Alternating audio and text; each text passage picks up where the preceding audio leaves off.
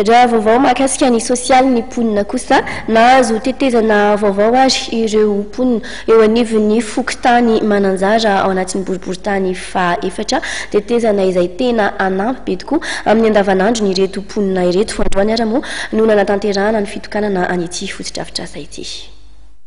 Zava-dehibe amin'ny fivezivezen'ny mponina amin'ireo fokontany dimy manodidina nandrefany mananjara ny fahavitan'ny tetezana.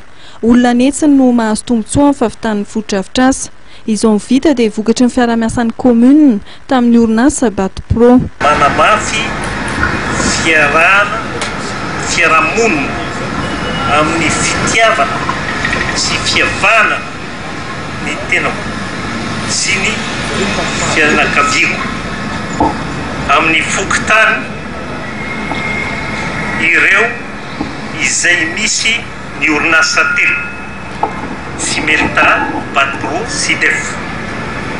Orinasa izay mitondra anjara birika adidy amin'ny mponina eto amin'ny fokontany tena dia mandroso aingana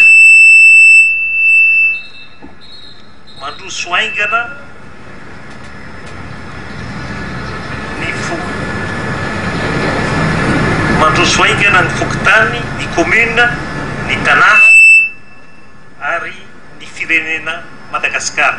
Nisy olo-tena mivady filoham-pirenena izay nametraka ny mahazava-dehibe ny fisian'ny fiara-miasa eo amin'ny fanjakana sy ny tsy miankina. Raha nanahirana ny fiampitana teto teo aloha dia afa-pahasahiranana ny mponina ankehitriny. Mahafinaritra aloha ny fahavitan'ilay izy. Mahafinaritra, vita tsara, lasa tsara ilay tanàna. Ianao zao matetika mivezivezy eo? Fa rehefa vanim-potoana ohatra hoe aviolana na ohatr'izany manao ahoana ilay malama be eo, fetsafetsa be eo taloha, fa izao izany efa lasa tsara. Izay aloha dia tena faly dia faly tokoa izay satria taloha io tetezana io zany ratsy be dia faly izay fa lasa vaovao ny tetezana eto amin'ny Paray. Somary atahorana ihany raha hoe mitondra ankizy izany ianao dia tsy maintsy tantanana na ohatrohatrany ambesana be zany ilay ankizy raha hoe mandeha eo. Fa izao zany tena tsara sady efa izay tsara, tena tsara. Nanentana amin'ny tokony hanajana fotodrafitrasa ny tompony andraikitra eo anivon'ny fokontany andrefa mananjara. Voalohany vao nanangana ny RFD izay no sarosarotra kely ihany nanentana ny fanentanana. Dia ny RFD io efa roa taona nisakana teto amin'ny fokontany Ouest Mananjara dia efa zakan'ilay olona tsara ilay izy amin'izao fotoana izao. Ny anay fanadiovana mpiasa misy secteur dimy eto amin'ny fokontany dia misy mpiasa tsirairay zany isaky ny secteur. Dia ny asan'ireo manomboka amin'ny fito amin'ny vava amby 12 dia mandondona ny tokantranon'olona dia makafako ny natanana ny tokantrano zany dia ariana aty amin'ny samva fa tsy ilay mifako miparitatsika ireny intsony.